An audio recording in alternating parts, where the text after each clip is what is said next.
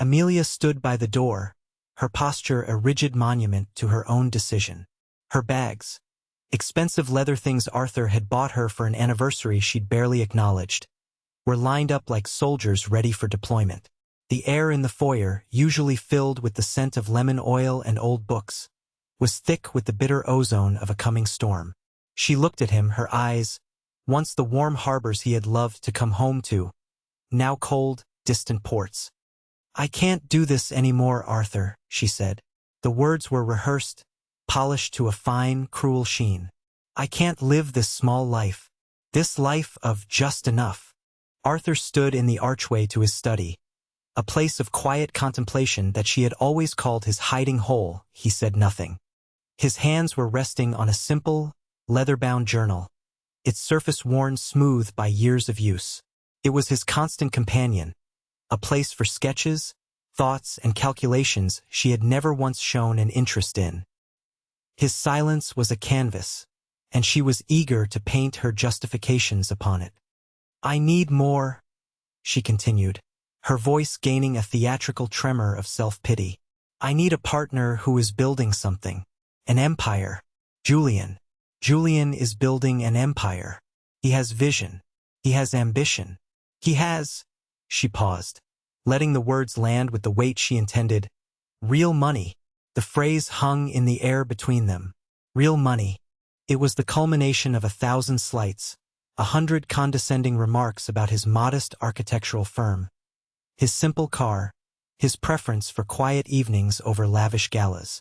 She saw him as a man of blueprints and balsa wood, a respectable but ultimately limited provider, a starter husband. She thought his silence was defeat. She mistook his stillness for weakness. She didn't know that the worn journal under his fingers contained the architectural plans for a life so vast, so impossibly wealthy, that her conception of real money was like a child's sandcastle next to a mountain range. Within 30 days, her world, built on the shimmering sands of status and appearance, would be washed away by a tide of truth she never knew existed. What she didn't know was that the quiet man she was leaving didn't just live on the block. He owned it. Have you ever been completely underestimated, judged by your cover while the real story remained unread? It's a painful and frustrating experience.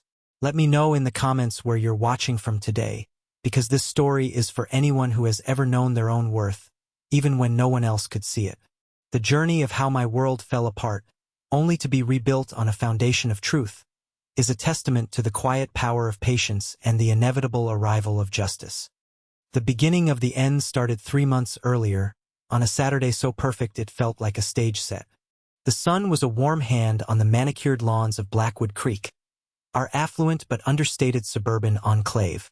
The catalyst was the roar of an engine, a guttural, obnoxious sound that tore through the weekend tranquility.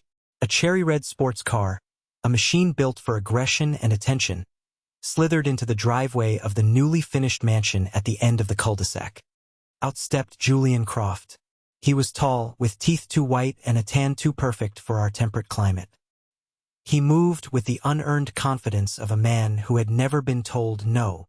Amelia had been watching from our living room window, her hand pressed against the glass, as if she could feel the vibration of his wealth through it. "Well," she'd breathed, her voice a mixture of awe and envy. "It looks like the neighborhood is finally getting some life."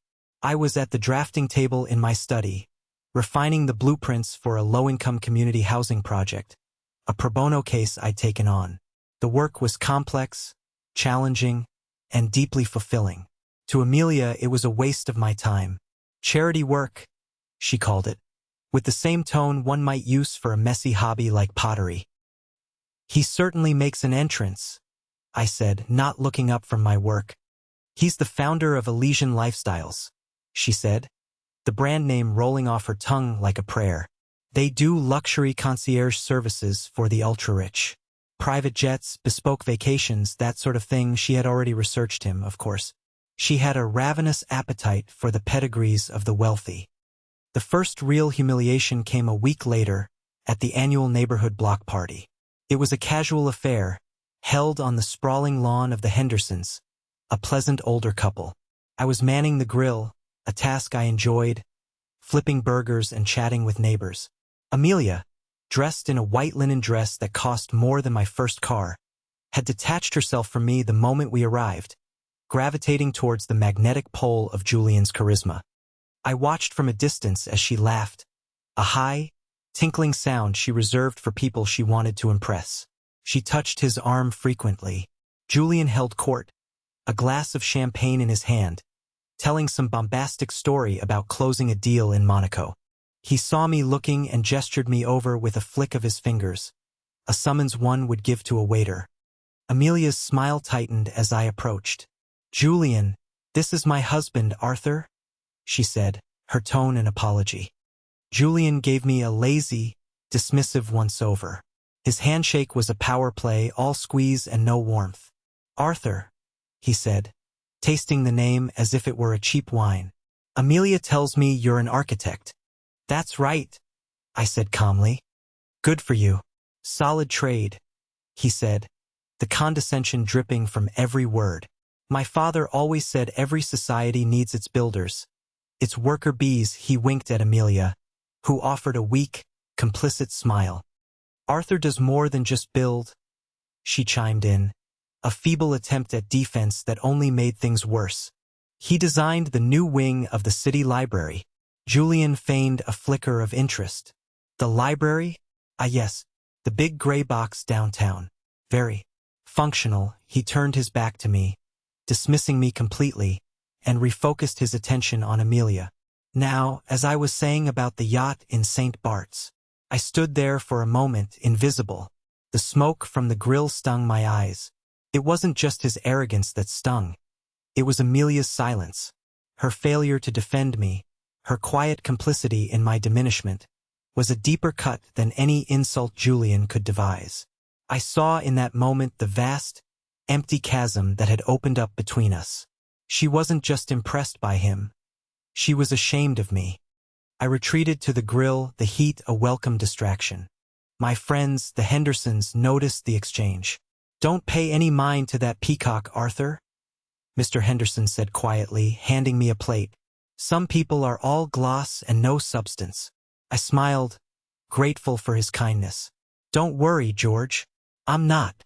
But I was worried. Not about Julian, but about Amelia. I saw the hunger in her eyes, a craving for a life I had purposefully chosen not to display.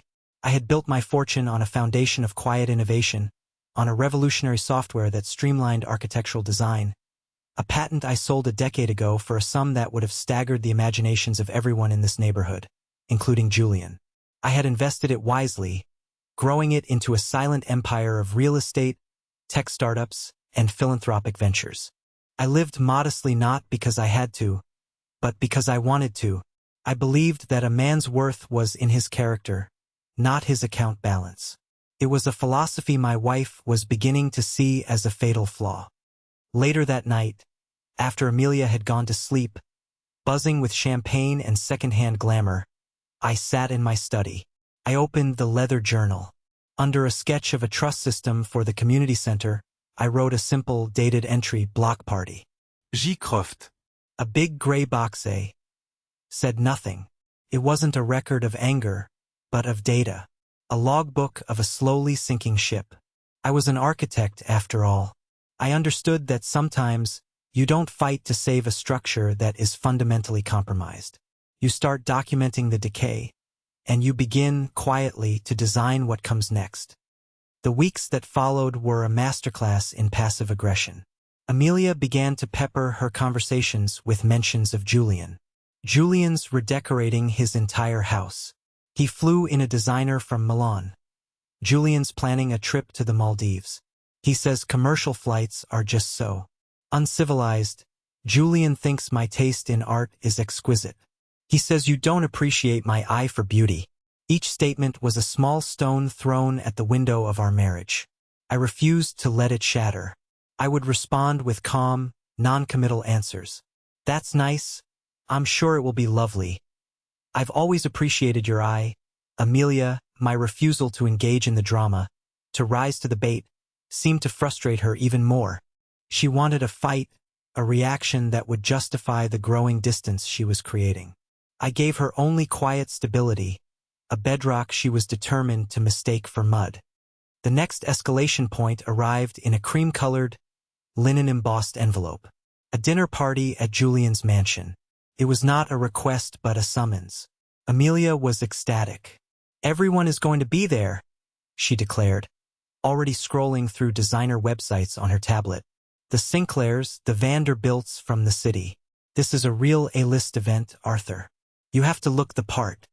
"I'll wear my navy suit," I said. She sighed, a long, suffering exhalation. "Your funeral and wedding suit?" "No, we're going shopping.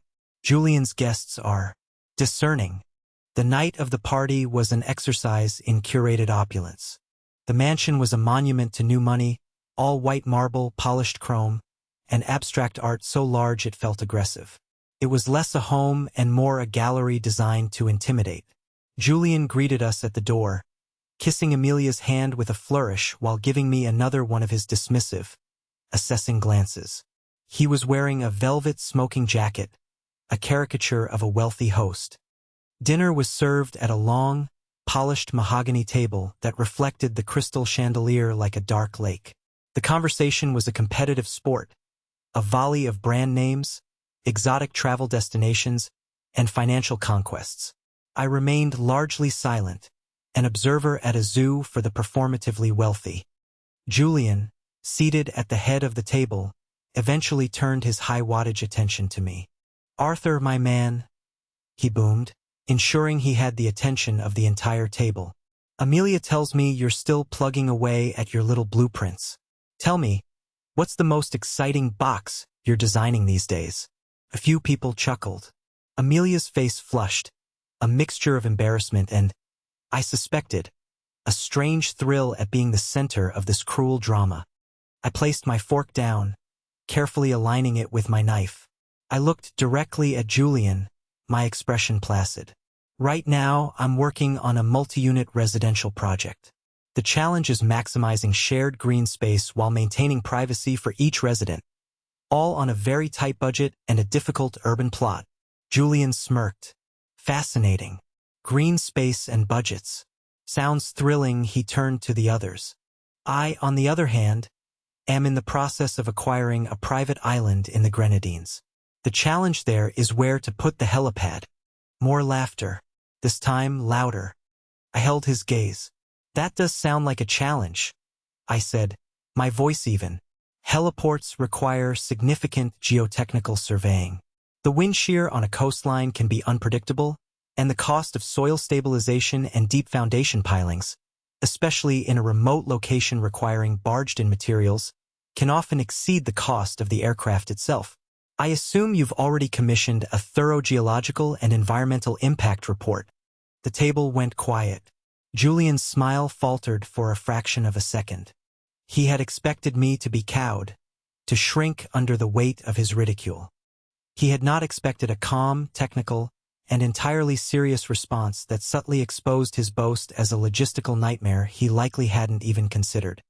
"My people are handling the details," he said, waving a dismissive hand. "That's what you do when you have real money, Arthur. You hire people to worry about the details." Amelia jumped in, eager to restore her new idol's dominance.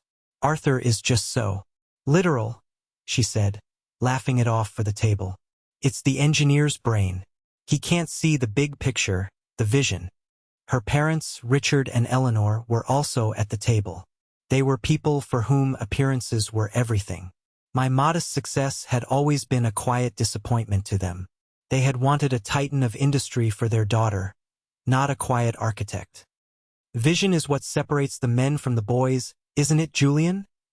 My father-in-law, Richard, chimed in, raising his glass. "Some people are content to draw the lines, others want to own the map." To Julian, they all toasted. I did not raise my glass. I simply took a sip of water, the cool liquid doing little to extinguish the burning sense of betrayal in my chest. It was a coordinated attack, a public execution of my worth, and my own wife and her family were holding the ropes. I looked at Amelia, her face animated and joyful in the candlelight as she basked in Julian's reflected glory, and I knew, with the certainty of a structural engineer diagnosing a fatal flaw, that the foundations of our marriage had crumbled. It was no longer a question of if it would collapse, but when. That night, as I made another entry in my journal, the words were sharper, more analytical. Dinner at Jay's. Coordinated ridicule. Y complicit. The fundamental misconception.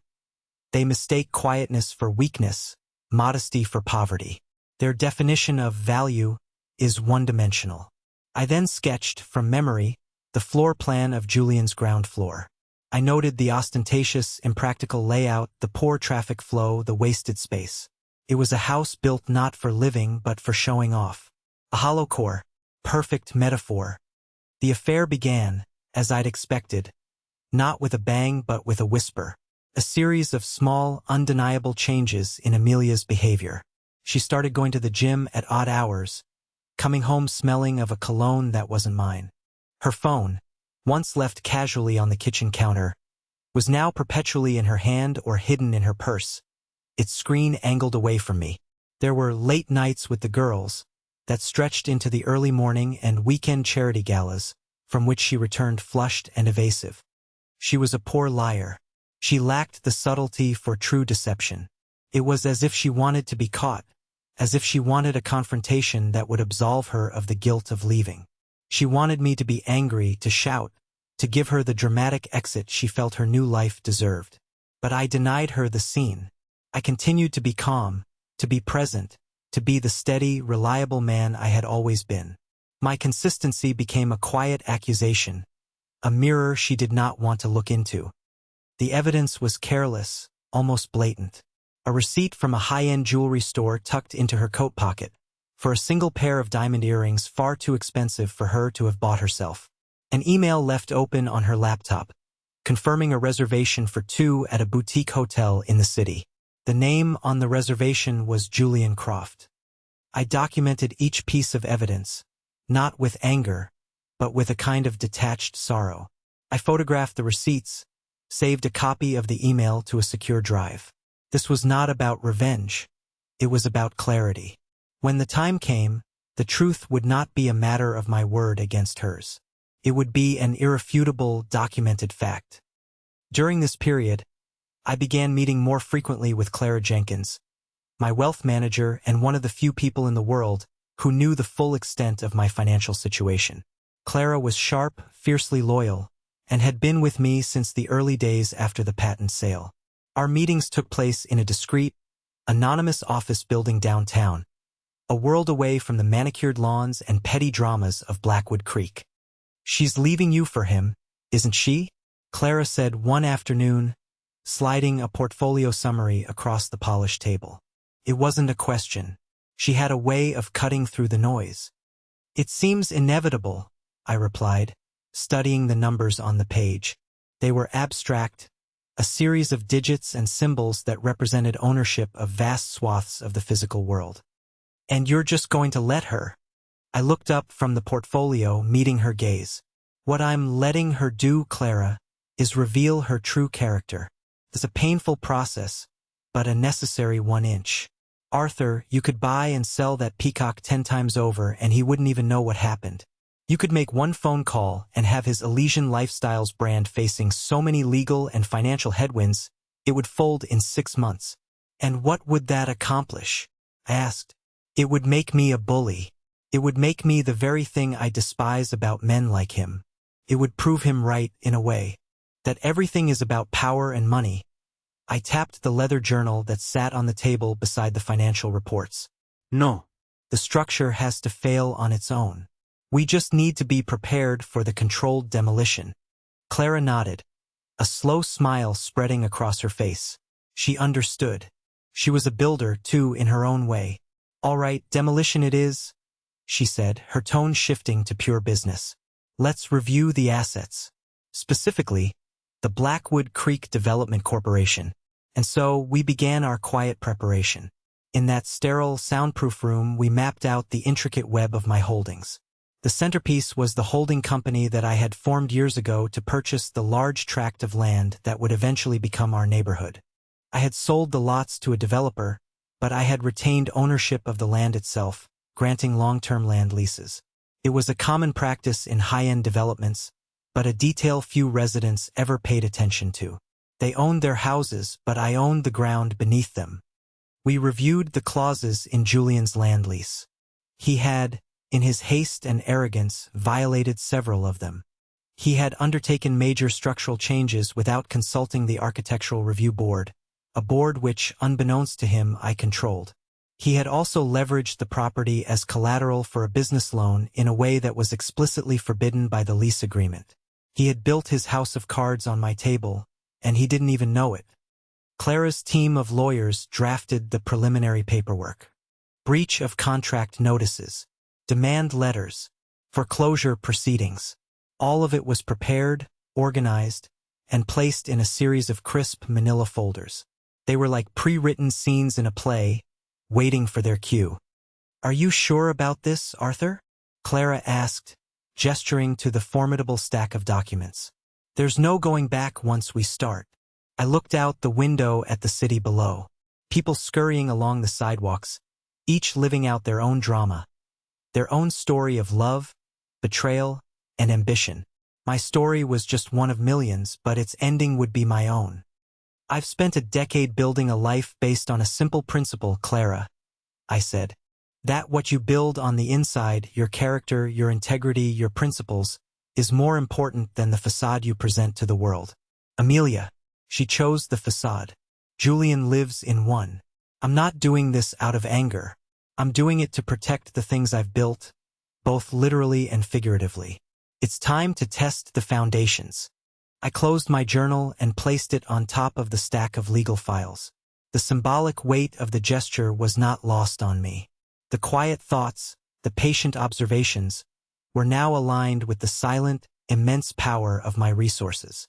The quiet before the storm was over. The wind was beginning to pick up. All that was left was for the first drop of rain to fall. And it fell on a Tuesday evening. I came home from work to find Amelia in the bedroom. A whirlwind of activity. Suitcases were open on the bed. Drawers were emptied. Clothes were being folded with a grim, determined efficiency. The air was charged with the finality of it all. This was it. The scene she had been trying to provoke for months. She didn't stop what she was doing when I entered. She just continued folding a silk blouse, her movements sharp and angry. "I assume this is what it looks like," I said, my voice calm. She finally looked at me, her eyes blazing with a mixture of righteous indignation and relief. "Yes, Arthur. This is what it looks like. I'm leaving." I leaned against the doorframe, my presence a stark contrast to her frantic energy. I felt a strange sense of peace, the calm that comes when the inevitable finally arrives. "Don't you see me?" she snapped, throwing the blouse into the suitcase. "Don't you dare stand there with your infuriating calm, like you're some kind of saint. I have given you years of my life. I tried to inspire you, to push you to be more, to want more. But you're content. You are terminally, infuriatingly content with this little life." I stayed silent, letting her unload the words she had been storing up. "I want a partner, not a project," she said, the line sounding rehearsed, probably something Julian had fed her. "I want to be part of a power couple, a team that is conquering the world. Julian is building an empire. You're just building houses." She zipped the first suitcase shut with a violent tug. The sound echoed in the quiet room. "I'm going to be with him," she announced, as if it were a great revelation. "I'm leaving you for a man with real money, real ambition. A man who isn't afraid to live." She moved to the dresser, sweeping her jewelry into a velvet bag. "My lawyer will be in touch with yours," she said, her tone shifting to one of cold, practical cruelty. "I'll be generous. I'm not going to take you for everything you're worth. Not that there's much there. I want the house, of course. It's the least you can give me for the years I've wasted. And a reasonable alimony until I am settled. We can do this quickly and cleanly, Arthur. Don't make it difficult." She thought she was in complete control. She was dictating the terms of my surrender. She saw herself as the victor, escaping a mundane prison for a life of glamour and power. Her confidence was absolute, her blindness profound. She had no idea she wasn't just leaving a marriage. She was leaving a world she never knew she inhabited, and stepping off a cliff she couldn't see. I let her finish, let her lay all her cards on the table, all her demands and justifications. I waited until the storm of her words subsided, leaving only the quiet hum of the air conditioning and the heavy thud of her own heart. Then, I pushed off from the doorframe and walked slowly toward my study. "Give me a moment," I said over my shoulder. "There are some things we need to discuss." Her final monologue had been delivered. Now it was my turn to speak. I returned from the study holding the worn leather journal. Amelia was standing by her suitcases, arms crossed, tapping an impatient foot. She looked at the journal in my hand with disdain. "Oh, for God's sake, Arthur, don't tell me you're going to read me a poem.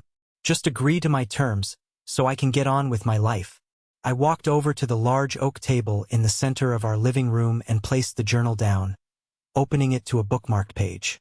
"I agree to the divorce, Amelia," I said, my voice quiet but carrying in the stillness of the room. "You are free to go."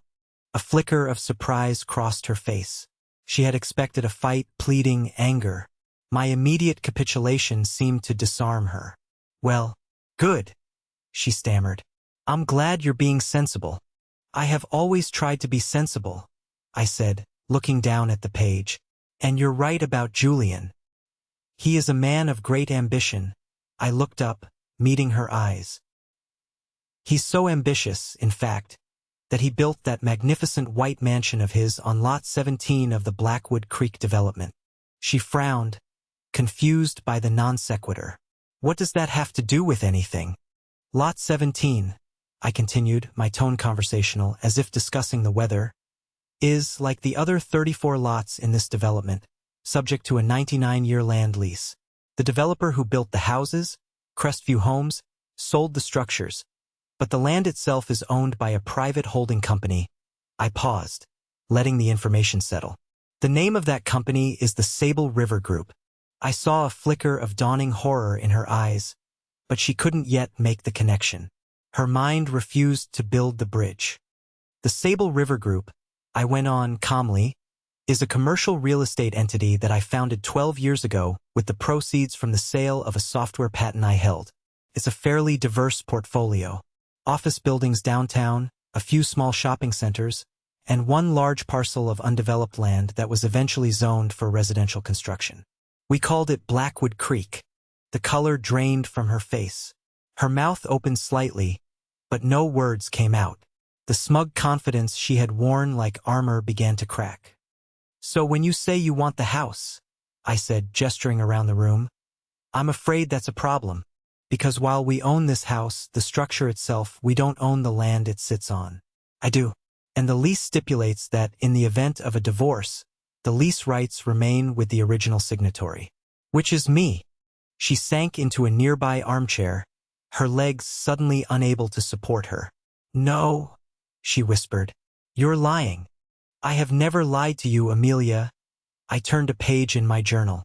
"Now, about Julian's real money. His company, Elysian Lifestyles, is a house of cards. It's propped up by a series of high-interest loans. His primary collateral for the largest of those loans? His primary residence. The house on Lot 17. A house he doesn't technically own the land for. It's a violation of Section 11, subsection C of his land lease agreement." I looked at her, my expression not of triumph, but of profound sadness. He didn't do his due diligence. Arrogant people rarely do. The doorbell rang, a sharp, cheerful chime that was grotesquely out of place. Amelia didn't move. She was staring at me, her entire reality reconfiguring itself behind her eyes. I went to the door and opened it. Julian stood on the porch, leaning against the doorframe, a cocky grin on his face. "Is the ball and chain ready to be sprung?" he asked. Then he saw my face. His grin faltered. Behind me, he could see Amelia, pale and trembling in the armchair. "Julian," I said, my voice level, "please come in. We were just talking about you." He swaggered in, bringing with him the scent of expensive cologne and self-satisfaction. What's wrong with her? He asked, nodding towards Amelia. Having second thoughts? He laughed. My husband, Amelia said, her voice a hoarse whisper, owns this entire neighborhood. Julian's laugh died in his throat. He looked from her to me, a sneer forming on his lips. What is this? Some kind of pathetic, last-ditch bluff? You're a glorified draftsman, pal. Don't embarrass yourself. As if on cue, a second car pulled into the driveway. A sensible, dark sedan. Clara Jenkins got out, carrying a slim leather briefcase. I had called her on my way to the study. Ah, Clara, I said as she entered. Perfect timing. Clara, all business, nodded to me and then fixed Julian with a look of cold, professional appraisal. Mr. Croft, she said, her voice crisp. My name is Clara Jenkins. I'm legal counsel for the Sable River Group, the entity that owns the land your house is built on. She opened her briefcase on the coffee table and produced a sheaf of documents. This is a notice of breach of your land lease agreement. And this, she added, placing a second, thicker document next to it, is a preliminary injunction, citing the illegal leveraging of the property as collateral. We'll be filing it with the court at 9 a.m. tomorrow. Julian stared at the documents, his face a mask of disbelief. He picked up the top page, his perfectly tanned hands shaking slightly. He read it, then looked at me, his eyes wide with panic. The sneer was gone, replaced by the raw, naked fear of a con man who has just been exposed. You can't do this, he stammered. I can, I said quietly. It's my name on the deeds. I turned my attention back to my wife, who was now weeping silently, her hands covering her face. You wanted a man with real money, Amelia. You were living with one all along. You just couldn't see it. You weren't looking for a man's worth. You were only looking for his price tag. The immediate aftermath was a tableau of silent collapse. Julian stood frozen, the legal documents clutched in his hand like a death sentence. The swagger had evaporated, leaving behind a hollowed-out man. His facade of power and confidence stripped away in a matter of minutes. He kept looking from the papers to my face and back again, his mind frantically trying to find an angle, an escape route that didn't exist. The architect had built a perfect trap, and the peacock had walked right into it. Amelia was a ruin. The tears that streamed down her face weren't tears of remorse. Not yet. They were tears of shock, of a world violently upended. She was mourning the loss of a future that had been, just moments before, a glittering certainty. She looked at me, at the quiet, unassuming man she had dismissed and belittled, and for the first time, she saw not the boring husband, but a figure of immense, terrifying power. The power she had craved was right in front of her all along, and she had thrown it away out of sheer, willful blindness. But why? She finally whispered, the question directed at me. Why would you hide all of this? Why live like this? She gestured vaguely around our comfortable, but by no means opulent home. Because I believe a man's life should be built on who he is, not what he has, I said, my voice devoid of anger. I wanted a partner who loved Arthur the architect, not Arthur the CEO of the Sable River Group. I wanted a life of genuine connection, not one of performance. I wanted a home, not a showroom. I looked around the room, at the life we had built, and the life she was so eager to discard. I thought we had that. I was wrong. Julian, finally finding his voice, took a step forward. The arrogance was gone, replaced by a desperate, wheedling tone. Look, pal, Arthur, we can work this out. There's no need to get the courts involved. A misunderstanding, that's all. I'll renegotiate the loan. We can draw up some new papers. Clara answered before I could. I'm afraid it's far too late for that, Mr. Croft. The breach is material and substantial. The Sable River Group has a fiduciary duty to its interests. The proceedings will move forward. Her words were cold, hard, and final. She was the wall Julian had just run into at full speed. He turned his desperation on Amelia. Amelia, talk to him. Fix this, he hissed, grabbing her arm. She flinched away from his touch, looking at him with new eyes. He was no longer the powerful titan, the man with the empire. He was a fraud, a debtor, a man whose entire lifestyle was dependent on the man she had just left. The glamour was gone, and all that remained was the cheap artifice. "Get out," she whispered, looking at Julian. "What?" he sputtered. "Get out of this house," she screamed, her voice cracking with hysteria. Julian, defeated, cast one last hateful glare at me and stormed out, slamming the door behind him. The sound of his cherry-red sports car roaring away felt different now. It was no longer the sound of arrival, but the sound of a frantic, panicked escape. Amelia and I were left in the wreckage. Clara quietly packed her briefcase. "My work here is done for the evening, Arthur," she said softly. "Call me in the morning."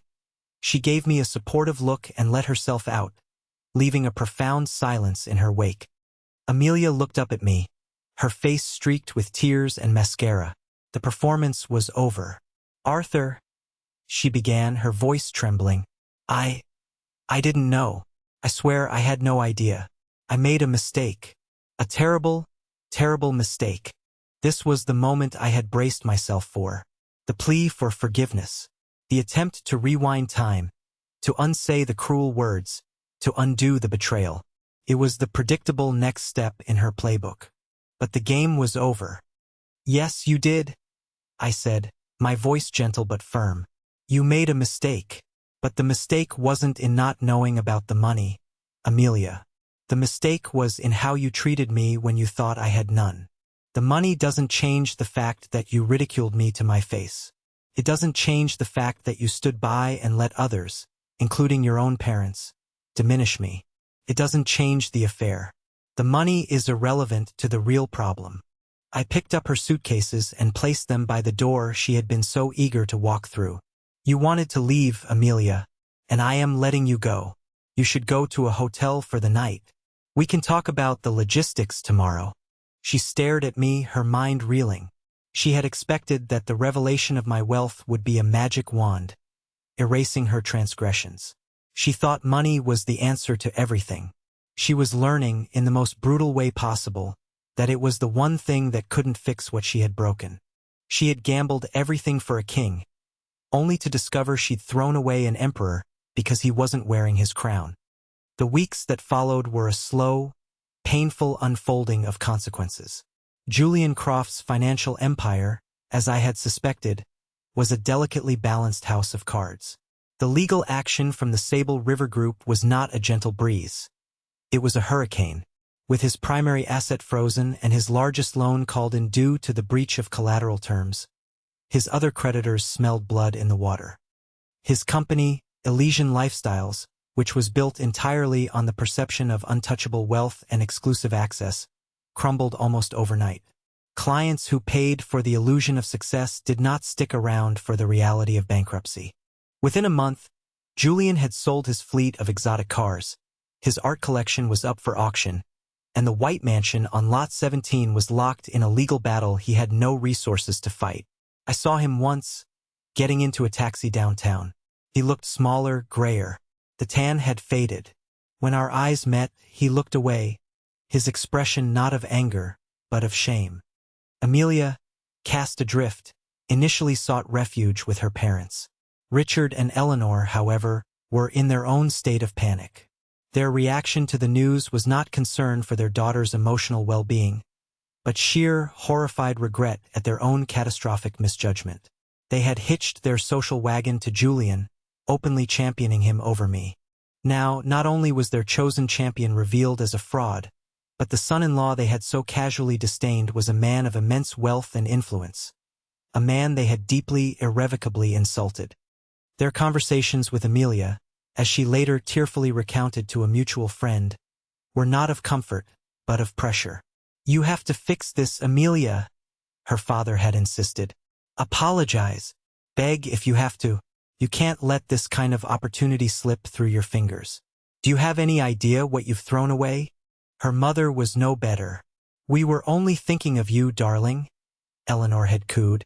"We just wanted you to be with someone successful. We didn't know Arthur was. Well, you can make him understand. You were married for 10 years. That has to count for something. They didn't see the broken trust, the emotional betrayal. They saw a botched business transaction. Amelia, for perhaps the first time in her life, was truly alone. The man she had left for was ruined, and the parents she ran to for comfort were only interested in her as a key to regain access to the wealth she had abandoned. Stripped of her association with either Julian's flashy lifestyle or my hidden fortune, she was forced to confront her own substance, and she found it terrifyingly thin. About a month after she had left, she called me. Her voice was different. The haughty, confident edge was gone, replaced by a fragile, hesitant tone. She asked if we could meet. For coffee. Somewhere neutral. I agreed. Not for her, but for me. I needed to close this chapter with finality, to ensure that the foundation of my new life was clear of the debris of my old one. We met at a small, quiet cafe downtown, far from the prying eyes of Blackwood Creek. She looked tired. She was wearing simple clothes, a far cry from the designer labels she used to favor. She stirred her coffee for a long time before speaking. "I've been doing a lot of thinking," she began, not looking at me. "About everything. About us." I waited. What my parents said. What I did. It was all wrong. I was so caught up in the noise, the glamour. I thought that was what mattered. I thought that was what I wanted. She finally looked up, her eyes filled with a desperate, pleading sincerity. "But it's not. I miss you, Arthur. I miss our life. The quiet. The stability. I miss my husband." She reached across the table, her hand hovering over mine. "I was a fool. A complete and utter fool. I love you, and I know you must love me, somewhere, under all this anger. We had 10 years. We can fix this. We can start again. Please, Arthur. Give me another chance." Her apology felt real. Her remorse seemed genuine. A part of me, the part that remembered the woman I had first fallen in love with, felt a pang of sympathy. But sympathy is not a foundation upon which to rebuild a life. Trust is, and that was gone forever. This was the moment for the moral mirror. It was not about punishment or revenge. It was about truth. I didn't take her hand. I simply let it remain in the space between us. "I appreciate your apology, Amelia," I said, my voice gentle but unwavering. "And I believe you are sorry, but you're apologizing for the consequences, not for the actions. You're sorry you were wrong about the money. You're sorry you lost. But are you sorry for the cruelty?" She flinched as if I'd struck her. "Let me be specific," I continued, my voice remaining calm and measured. This was my list of grievances, delivered not in anger, but as a clear, factual account. "Are you sorry for that day at the block party? When you stood beside Julian and smiled while he called my life's work a big gray box? Are you sorry for that dinner party, where you and your parents toasted his vision, while actively helping him ridicule my supposed lack of it? Are you sorry for the months of lies about where you were and who you were with? Are you sorry for your final words to me, in our home, when you called my life small, and told me you were leaving me for a man with real money?" I paused, letting each specific memory land. "Because those things happened when you thought I was just Arthur, the moderately successful architect. They had nothing to do with my wealth or lack thereof. They had to do with your character, your values." Tears welled in her eyes again. "I can change," she whispered. "I hope you do," I said, and I meant it. "I truly hope you find a happiness that isn't dependent on a bank statement or the approval of others. I hope you learn to value people for who they are. But you cannot change with me, because the man you disrespected and betrayed is the same man sitting before you now. The money doesn't change me, but it revealed who you are." I stood up from the table, placing enough cash down to cover both our coffees. "This wasn't about money, Amelia. It was about respect. You didn't leave me because you thought I was poor. You left me because you thought I was weak. And that is a mistake you will have to live with. I wish you well. Goodbye." I walked out of the cafe and didn't look back. I felt a profound sense of closure. The demolition was complete. The site was cleared. It was time to start building again. My new life would be designed on my own terms, with a blueprint based on integrity, honesty, and a quiet strength that no one could ever underestimate again. 6 months later, the world was a different place. The autumn leaves were turning in Blackwood Creek, painting the neighborhood in hues of gold and crimson. My house felt quieter, but it was a peaceful quiet, not an empty one. The divorce was finalized, a simple, uncontested affair. Amelia had taken the settlement I offered, a generous one, enough for her to start a new life comfortably, but not lavishly. It was not a reward, but a severance. Clean break. My own life had shifted its focus. I had stepped back from the day-to-day management of the Sable River Group, promoting a trusted deputy and leaving the corporate maneuvering to others. I poured my energy, and a significant portion of my resources, into the project that had once been a source of Amelia's scorn, the community housing project. I bought the land myself, expanded the scope of the project, and worked alongside a team of young, idealistic architects to design not just housing, but a true community. A place with shared gardens, a daycare, a library, and workshops. A place built on the principles I held dear: function, beauty, and human dignity. It was on that construction site, a place of organized chaos, smelling of sawdust and wet concrete, that I found my footing again. One crisp afternoon, I was reviewing a set of blueprints with the site foreman when I saw a familiar car drive past. It was Amelia's mother, Eleanor. She slowed as she passed the site, her face a mixture of curiosity and deep, inconsolable regret. She was looking at the large sign out front, which read, "The Arthur Finch Community Project." My name, which she had once considered so unremarkable, was now attached to a legacy of tangible good, something her daughter had dismissed in her search for empty glamour. Eleanor didn't stop. She just drove on, a ghost from a past life. I learned through mutual friends that Amelia had moved to the city. She had taken a job as an assistant manager at an art gallery. It was a respectable position, but a world away from the life of private jets and Milanese designers she had dreamed of. The reports were that she was quieter, more reserved, humbled. I hoped she was finding her way, learning to build a sense of self that wasn't borrowed from the man she was with. My resolution wasn't about finding a new love or reveling in my victory. It was about a quiet, profound realignment with my own values.